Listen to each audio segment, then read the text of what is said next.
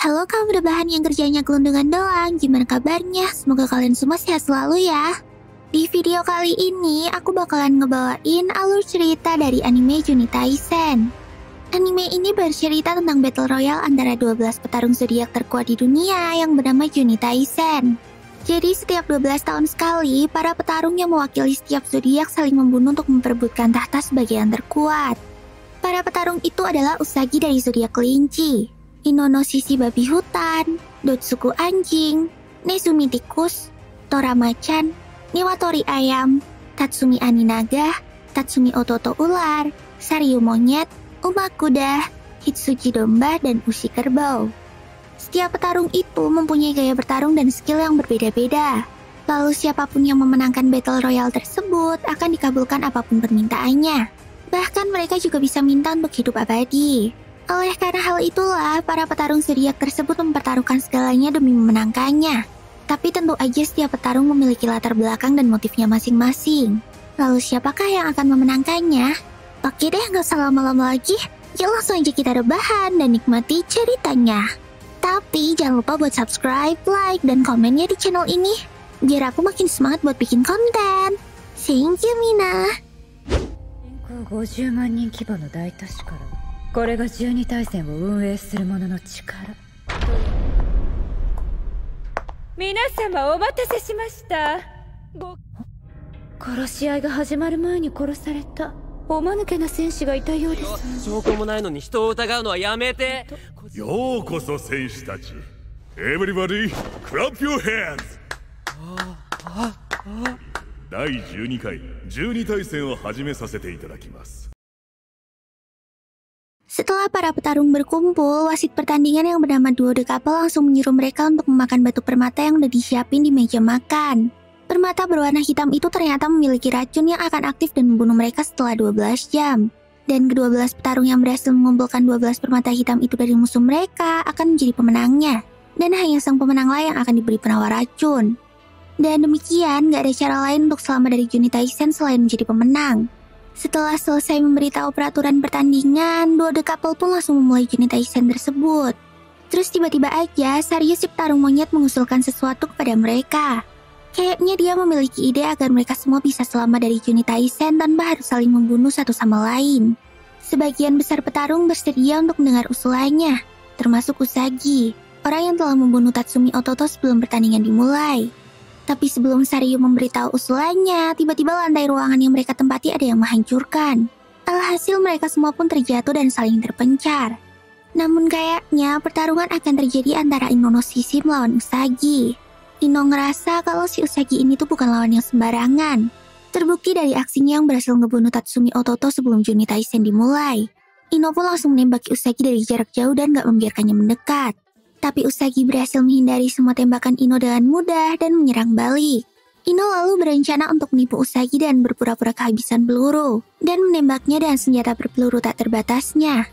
Namun saat Usagi menyerang Ino, tiba-tiba seseorang menahan tubuh Ino dari belakang. Ino pun terkejut dan dibuat tak bisa bergerak.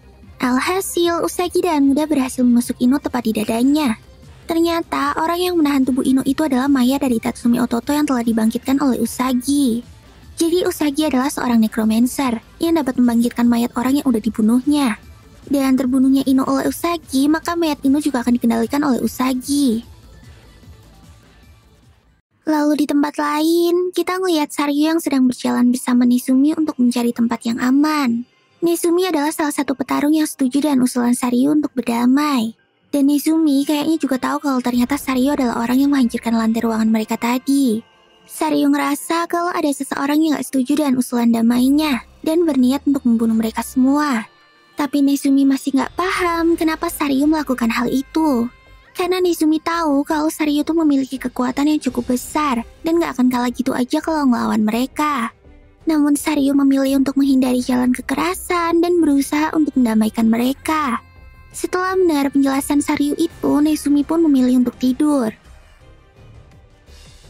Kemudian diperlihatkanlah petarung anjing Dotsuku yang ternyata juga seorang pengguna racun. Bahkan dia berhasil membuat penawar racun untuk permata hitam yang baru saja dia makan. Dan begitu, maka dia nggak akan mati setelah 12 jam. Dan dia pun mencoba untuk mengambil keuntungan dari hal itu. Dotsuku berencana untuk bersembunyi dan keluar di saat para petarung yang lainnya tinggal sedikit dan terluka. Tapi saat lagi nyari tempat bersembunyi, si Dotsuku ini malah ketemu sama petarung ayam Niwatori. Niwatori meminta Dotsuku untuk membentuk tim bersamanya. Niwatori yang ternyata memiliki skill untuk mengendalikan burung dan melihat melalui mereka, baru saja menyaksikan aksi Usagi yang berhasil ngebunuh Ino dan menjadikannya sebagai mayat hidup. Oleh karena itu, Niwatori pun meminta Dotsuku untuk bergabung dengannya. Mendengar hal tersebut, Dotsuku pun setuju untuk bekerja sama. Tapi dia juga berniat untuk membunuh Niwatori jika udah nggak dibutuhin lagi. Setelah itu, mereka pun mulai berbagi informasi mengenai kekuatan lawan-lawannya. Menurut Dotsuku, petarung yang paling kuat adalah Ushi si kerbau. Saking kuatnya si Ushi ini sampai dijuluki sebagai pembantai paling jenius di dunia. Dotsuku menilai kalau si Ushi adalah favorit juara di Juni Taisen ini. Lalu Tatsumi bersaudara juga merupakan tim yang menakutkan. Tapi untungnya salah satu dari mereka telah mati. Sedangkan Saryu menurut Dotsuku adalah orang yang cinta damai dan telah berhasil menghentikan banyak peperangan antar negara. Bahkan Dotsuku juga curiga kalau tujuan Saryu mengikuti Juni Taisen ini adalah untuk mengakhirinya. Kemudian mereka pun melihat mayat Ino yang berada di jalanan. Tampaknya Usagi menggunakannya untuk memancing petarung lain muncul. Lalu Dotsuku pun mendapatkan ide untuk memanfaatkan Niwatori. Dia langsung menggigit Niwatori dan memberinya racun bius yang bernama One Man Army. Sebuah racun yang dapat melepaskan kekuatan tempur seseorang menjadi maksimal. Ternyata racun Dotsuku itu nggak cuma bisa membunuh aja, tapi juga bisa memberi kekuatan. Dengan kekuatan Niwatori yang udah maksimal itu, Dotsuku berniat untuk menyuruhnya menghadapi Ino agar Usagi muncul. Dan Dotsuku berencana untuk membunuh Usagi saat dia lengah. Tapi ternyata setelah Niwatori mendapatkan kekuatan maksimalnya, dia pun langsung membunuh Dotsuku yang berada di hadapannya. Jadi selama ini Niwatori juga udah mengetahui semua hal tentang Dotsuku. Bahkan mengenai racun One Man Army-nya itu. Dan Niwatori memanfaatkan Dotsuku untuk dapat meningkatkan kekuatannya sendiri. Setelah mengambil permata hitam milik Dotsuku, Niwatori pun pergi untuk membunuh Ino. Dia menyuruh ribuan burung gagak miliknya untuk memakan mayat Ino itu. Tapi sayangnya, setelah membunuh mayat Ino, Niwatori berpapasan dengan Ushi si kerbau. Dia pun langsung keinget sama perkataan Dotsuku yang menyuruhnya untuk lari bila bertemu dengan Ushi. Namun demikian, Niwatori memutuskan untuk melawan Ushi karena ngerasa udah cukup kuat setelah mendapatkan kekuatan dari skill One Man Army-nya Dotsuku tadi. Tapi ternyata kekuatan maksimal Niwatori masih belum cukup untuk mengalahkan Ushi. Dengan sekali serang, Ushi berhasil membunuh Niwatori. Ushi pun langsung mengambil dua permata yang dimiliki oleh Niwatori. Lalu di tempat persembunyiannya, Saryu dan Nezumi tiba-tiba diserang oleh mayat burung gagak yang dikendalikan oleh Usagi. Mereka pun harus keluar dari tempat itu dan menghadapi Usagi secara langsung. Nezumi tampaknya kaget saat melihat Saryu yang gak gentar buat bayuan sama Usagi. Karena walaupun Saryu adalah seorang negosiator handal yang telah menghentikan ratusan perang internasional, dia juga memiliki ilmu bela diri yang didapatnya dari pertapa monyet legendaris. Nezumi yang sebenarnya menghindari pertarungan fisik itu pun akhirnya setuju untuk membantu Saryu dan akan menghadapi mayat prajurit ular yang bersama Usagi. Pertarungan tag team itu pun dimulai. Saryu ternyata mampu mengimbangi Usagi dalam adu mekanik jarak dekat. Usagi pun terpaksa menggunakan mayat-mayat burung gagak untuk mengeroyok Saryu. Tapi ternyata hal itu juga nggak bisa menghentikan Saryu. Bahkan Saryu bisa menilai kalau Usagi ini kurang jago dalam hal bela diri. Serangan-serangannya terlalu mudah ditebak dan dihentikan. Saryu pun mengincar tubuh bagian belakang Usagi untuk mengunci pergerakannya. Awalnya semua berjalan sesuai rencana. Tapi tiba-tiba aja Usagi melakukan gerakan yang nggak biasa dan menusuk ke arah belakang tepat mengenai Saryu. Ternyata Usagi menggunakan kepala milik si ular untuk memperhatikan gerakan Saryu dan berhasil mengcounter gerakan Saryu itu dengan tepat. Usagi pun berhasil membunuh Saryu dan menjadikannya mayat hidup. Sedangkan Nezumi yang dari tadi kejar-kejaran sama tubuh tanpa kepalanya si ular berhasil kabur dan bersembunyi di ruangan penyimpanan uang sebuah bank. Di sana dia bertemu dengan Uma si prajurit kuda. Uma yang udah di sana dari tadi tampaknya kaget banget dengan kedatangan Nezumi itu. Uma ternyata juga lagi bersembunyi dan ketakutan setelah kalah bertarung melawan Ushi. Setelah beberapa saat, Nezumi pun memutuskan untuk pergi dan menyuruh Uma untuk segera pergi dari sana juga karena ular sebentar lagi akan menemukan tempat itu. Tapi tampaknya si Uma nggak mau mendengarkan Nezumi. Dia lebih takut sama Ushi yang ada di luar sana. Dan benar aja, tiba-tiba ruangan besi itu menjadi sangat panas. Ternyata si ular lagi membakar gedung bank itu dengan senjata flame launcher-nya. Alhasil, Uma pun terpanggang hidup-hidup dalam ruangan besi tersebut. Setelah itu, kita ditunjukkan duo the couple si wasit Juni Taisen yang sedang berbicara dengan para petinggi negara. Ternyata selama ini Juni Taisen telah menjadi event pertaruhan bagi para negara peserta turnamen tersebut. Duo the couple ngasih info kalau saat ini Ushi dan Usagi memimpin turnamen dan memiliki 3 permata. Namun, beberapa orang masih menjagokan Hitsuji si domba.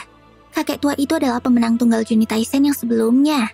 Pengalaman yang dimiliki oleh kakek tua itu emang gak bisa diremehkan. Dia tahu kalau kekuatan fisiknya pasti akan kalah sama yang lainnya.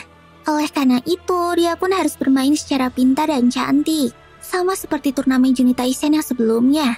Hitsuji yang merupakan seorang ahli peledak itu telah berhasil mengelabui lawan-lawannya dan membunuh mereka semua sekaligus. Bahkan Hitsuji secara licik berhasil mengelabui wasit dan tidak menelan permata hitam. Dan demikian, Hitsuji gak akan mati setelah 12 jam. Dan tinggal menunggu para peserta untuk membunuh satu sama lain. Lalu tiba-tiba Hitsuji merasakan seseorang mendekati tempat persembunyiannya, dan itu adalah Ushi. Kemudian dan segera Hitsuji meledakkan tempat persembunyiannya itu. Tapi Hitsuji tahu kalau bomnya tersebut gak akan menghabisi Ushi begitu saja. Hitsuji pun lalu memutuskan untuk mengincar petarung yang paling lemah di antara mereka. Dan menurutnya itu adalah si Tora prajurit macan. Tora ini gak punya aura petarung sama sekali, dan kerjaannya cuma mabuk doang. Bahkan dia dinilai lebih lemah daripada Nezumi. Tapi saat Hitsuji mau ngeledakin Tora dari jauh, ternyata Tora yang terlihat mabuk itu mengetahui kehadiran Hitsuji dan menyuruhnya untuk muncul. Hitsuji pun menuruti permintaan Tora itu. Dia masih mikir kalau Tora hanyalah gadis pemabuk biasa yang gak punya kekuatan, dan berencana untuk segera meledakannya. Tapi Hitsuji salah besar. Kekuatan sebenarnya yang dimiliki oleh Tora adalah jurus amukan Dewa Mabuk. Dan dengan sekali serang, Tora berhasil menebas dan membelah perut Hitsuji untuk mengambil permata hitam miliknya. Dengan demikian hanya tersisa 5 petarung di Juni Taisen, yaitu Nezumi, Ushi, Usagi, Tora, dan Tatsumi Aniki. Namun dari segi kekuatan, tampaknya Usagi berada di atas angin. Dia udah ngumpulin 2 mayat hidup yang bisa membantunya untuk bertarung. Dan kali ini, Tora yang baru aja ngebunuh Hitsuji bertemu dengan mayat hidup si ular. Tora berhasil memotong lengan si ular dan merebut flame launcher-nya. Tora pun langsung minum bensin yang ada di flame launcher tersebut biar tetap mabuk. Tapi setelah tahu kalau yang dilawannya adalah mayat hidup, Tora langsung kehilangan nafsu bertarungnya dan memutuskan untuk pergi dari tempat itu. Tapi Ushi datang ke tempat itu dan langsung memotong lengan si ular yang tersisa. Mengetahui kedatangan Ushi, Tora pun kembali untuk melawannya. Tora kelihatan sangat membenci Ushi. Dan kayaknya dia punya dendam pribadi sama si Ushi. Namun tiba-tiba, kedua lengan ular yang terpotong itu bergerak sendiri dan mencekik Ushi dan Tora. Mereka berdua pun berada di ujung tanduk. Kekuatan mayat hidup itu 100 kali lebih kuat daripada manusia normal. Bahkan mulut Tora pun sampai berbusa dan bensin yang baru aja dia minum sampai keluar dari mulutnya. Ushi yang lihat hal itu langsung mendapat ide. Dia langsung minta bantuan Tora dan berjanji akan berduel dengannya apabila Tora mau membantunya. Setelah Tora menyetujuinya, Ushi pun langsung melemparkan pedangnya dan membakar bensin yang keluar dari mulut Tora. Tangan si ular pun ikut terbakar dan berhasil dilepaskan. Setelah berhasil melepaskan diri dari cengkraman tangan ular, mereka akhirnya sadar kalau satu-satunya cara untuk mengalahkan mayat hidup adalah membakarnya, atau menghancurkannya sampai tak bersisa. Ushi dan Tora pun mengesampingkan duel mereka dan bekerja sama untuk mengalahkan mayat hidup itu terlebih dahulu. Namun yang tak mereka ketahui, kakak dari ular yaitu Tatsumi Aniki atau si naga sedang mengamati pertarungan mereka dari udara. Kayaknya si naga ini pengen memanfaatkan pertarungan mayat adiknya itu untuk ngebunuh Tora dan Ushi. Tapi yang gak si naga sadari, Usagi telah melihat posisinya dari bawah dan langsung melompat dengan bantuan mayat Saryo. Naga yang gak siap dengan kemunculan Usagi itu pun langsung terbunuh seketika. Usagi berhasil membelah badannya si naga menjadi 2. Alhasil, mayat naga pun bergabung bersama si ular menjadi mayat hidup dan bertarung melawan Tora dan Ushi di bawah. Ushi yang lawan satu mayat hidup aja kesulitan itu langsung memutar otaknya. Dia lalu ngeliat tabung yang dibawa oleh si naga. Setelah tahu kalau isi dari tabung itu adalah nitrogen cair, Ushi pun meminta Tora untuk merebut dan menggunakannya. Tora yang mendengar perkataan Ushi itu pun paham dan langsung melompat untuk memecahkan tabung dari si naga. Dan setelah mayat-mayat itu terkena nitrogen cair, mereka pun membeku dan hancur. Dan kekalahan 2 mayat hidupnya, Usagi pun memutuskan untuk keluar dari tempat persembunyiannya dan melawan mereka berdua. Tapi tampaknya tag team antara Tora dan Ushi ini emang terlalu imbang. Dan sekali combo serang, Usagi pun berhasil dibunuh dengan mudah. Setelah berhasil membunuh Usagi, Tora pun dengan semangat menantang Ushi untuk bertarung.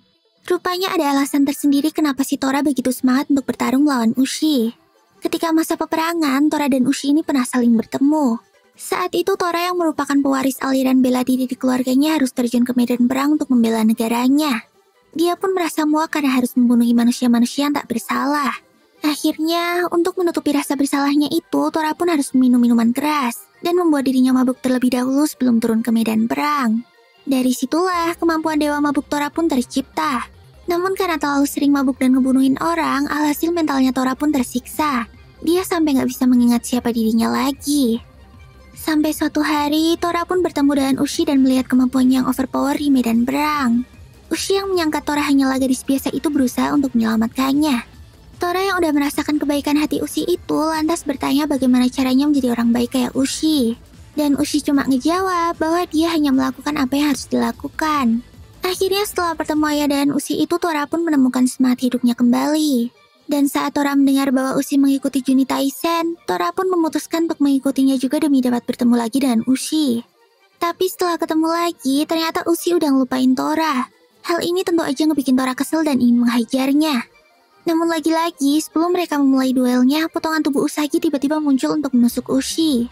Dan tanpa pikir panjang, Tora pun langsung melompat untuk melindungi Ushi dan mengorbankan dirinya. Ushi pun heran dengan kelakuan Tora itu. Tapi dengan cepat, dia menggendong Tora dan pergi dari tempat tersebut. Ushi berencana untuk mencari pertolongan medis agar bisa menyelamatkan nyawa Tora. Lalu di dalam perjalanan, Ushi menyadari sesuatu. Dia akhirnya mengerti kenapa Usagi yang udah mati itu bisa menjadi mayat hidup dan bangkit untuk mengejar mereka. Tampaknya, Usagi menyadari kalau dirinya tuh nggak bisa mengalahkan Ushi dan Tora sekaligus dalam keadaan hidup. Jadi sebelum Tora dan Ushi membabat habis tubuhnya, Usagi menggigit lidahnya terlebih dahulu untuk membunuh dirinya sendiri. Dan begitu maka dia akan kembali bangkit sebagai mayat hidup yang bisa dia kendalikan. Beberapa saat kemudian, tampaknya mereka nggak juga menemukan bantuan medis yang dicari. Akhirnya Tora pun memohon sesuatu kepada Ushi. Dia ingin Ushi untuk membunuhnya. Soalnya Tora takut kalau dia mati sekarang, maka tubuhnya akan bangkit kembali menjadi mayat hidup dan dikendalikan oleh Usagi. Tampaknya keinginan Tora untuk bertemu Ushi telah tercapai dan dapat mati di tangan Ushi. Sepertinya dia udah cukup puas dengan hal itu. Awalnya Ushi heran dan permintaan Tora tersebut, dan bertanya apakah mereka pernah bertemu sebelumnya. Namun Tora berbohong dan mengatakan bahwa mereka tidak pernah bertemu. Akhirnya Ushi pun memenuhi permintaan terakhir Tora tersebut dan membunuhnya. Setelah membunuh Tora, Ushi lalu bersiap untuk bertarung melawan mayat hidup Usagi. Kali ini dia berencana mencari sesuatu untuk membakar habis tubuh Usagi. Namun belum juga Tora mendapatkannya, Usagi telah muncul dengan tubuh mirip monster. Tubuh yang tadinya terpotong-potong disambung-sambung lagi dengan sangat mengerikan. Ushi pun mau gak mau harus menghadapi Usagi. Lalu dengan cepat, Ushi berhasil memotong tangan dan kaki Usagi hingga ia gak dapat bergerak. Tapi tiba-tiba aja dari dalam tubuh Usagi muncul mayatnya Saryu yang langsung melompat dan menerkam Ushi. Ushi yang gak menyangka kalau ada tubuh yang bersembunyi di dalam Usagi itu langsung terdesak dan gak bisa bergerak. Di saat yang bersamaan, Usagi pun mulai meregenerasi tubuhnya untuk mencoba membunuh Ushi. Ushi yang udah gak punya pilihan lain itu langsung mencoba untuk membunuh dirinya sendiri. Dan cara menggigit lidahnya biar gak menjadi mayat hidup. Tapi mayat Saryu langsung bertindak cepat dan menghancurkan gigi Ushi. Ushi yang udah terpojok itu pun gak punya pilihan lain lagi selain terbunuh oleh Usagi. Namun, tiba-tiba dari kejauhan muncul Nezumi si tikus. Ternyata dia membawa bom peledak yang dijatuhkan oleh kakek Hitsuji saat mati melawan Tora tadi. Ushi yang tahu bahwa bom itu adalah satu-satunya cara untuk membunuh Usagi, langsung mempersilahkan Nezumi untuk meledakkan bom itu. Walaupun Ushi sadar kalau dia juga akan ikut mati. Akhirnya, dengan dingin Nezumi pun langsung menaruh bom itu di hadapan Ushi. Dan dengan ledakannya yang sangat besar, akhirnya mayat hidup Usagi pun terkalahkan. Dan demikian, Nezumi si tikus pun dinobatkan sebagai pemenang Juni Taisen ke-12 ini. Tapi sebelum Nezumi meninggalkan tempat itu, dua couple ingin mewawancarai Nezumi tentang apa aja yang udah dia lakuin selama pertandingan Juni Taisen tersebut. Namun Nezumi menolaknya, dan langsung meninggalkan tempat itu. Lalu saat sedang menaiki lift, tiba-tiba liftnya terjatuh dan dia pun terbunuh. Kemudian secara mengejutkan dia pun kembali ke keadaan di mana dua couple memintanya wawancara. Dan lagi-lagi Nezumi menolaknya. Kali ini dia berlari keluar gedung, dan tiba-tiba aja sepotong besi jatuh mengenainya, dan dia pun kembali tewas. Nezumi pun kembali lagi ke keadaan semula, begitu seterusnya. Ternyata selama ini kekuatan yang dimiliki oleh Nezumi adalah merollback waktu dan mengembalikan waktu ke saat dia harus menentukan pilihan. Nezumi menyebut kemampuannya ini dengan nama 100 rute. Nezumi telah mencoba 100 cara untuk menolak wawancara itu, tapi semuanya berakhir dengan kematian. Akhirnya, mau gak mau Nezumi pun menuruti wawancara dua The Couple tersebut. Nezumi lalu menceritakan bagaimana dirinya menggunakan kekuatan memutar balik waktu itu untuk memenangkan Juni Taisen. Dan dari 100 rute, hanya ada satu yang membuatnya jadi pemenang dan selamat, yaitu cara yang udah dia tempuh tersebut. Akhirnya setelah puas mendengarkan penjelasan Nezumi, dua The Couple pun mempersilahkan Nezumi untuk pergi. Dia juga akan mengabulkan apapun permintaan Nezumi. Namun sepertinya Nezumi belum memutuskan apa yang akan dia minta. Bahkan berhari-hari kemudian Nezumi masih memikirkan keinginannya itu. Karena sejatinya Nezumi adalah satu-satunya petarung Juni Taisen yang gak memiliki hasrat dan keinginan apapun. Lalu dia pun teringat tentang permintaan-permintaan para petarung lain saat bertemu dengannya di salah satu rute waktu yang dia jalani. Kayak kakek Hitsuji yang pengen hidup kekal, atau Niwatori yang ingin lebih percaya diri, dan keinginan-keinginan lainnya. Tapi dari permintaan-permintaan itu gak ada satupun yang diinginkan oleh Nezumi. Dia telah menggunakan kekuatannya untuk meminta dua The Couple mengabulkan permintaannya sebanyak 99 kali. Tapi dari 99 rute itu, nggak ada satupun yang membuatnya bahagia dan memenuhi ambisinya. Alhasil, di kesempatannya yang ke-100, Nezumi pun meminta kepada dua The Couple untuk membuatnya melupakan semua yang telah terjadi. Dua The Couple pun mengabulkan permintaan terakhir Nezumi yang menurutnya sangat indah itu. Dan demikian, Nezumi pun dapat menjalani kehidupan normalnya kembali dan bahagia. Nah, inilah akhir dari anime Juni Taisen. Oke deh, segini dulu ya videoku kali ini. Jangan lupa buat subscribe, like, dan komen di channel ini ya. Terus nyalain notifikasinya, biar kalian gak ketinggalan kalau aku upload video baru. Oh iya, kalian juga bisa follow sosmed aku dan channel-channel aku yang lainnya loh. Linknya udah aku cantumin di deskripsi ya. Ja, mata nih, sampai jumpa di video selanjutnya. Bye-bye.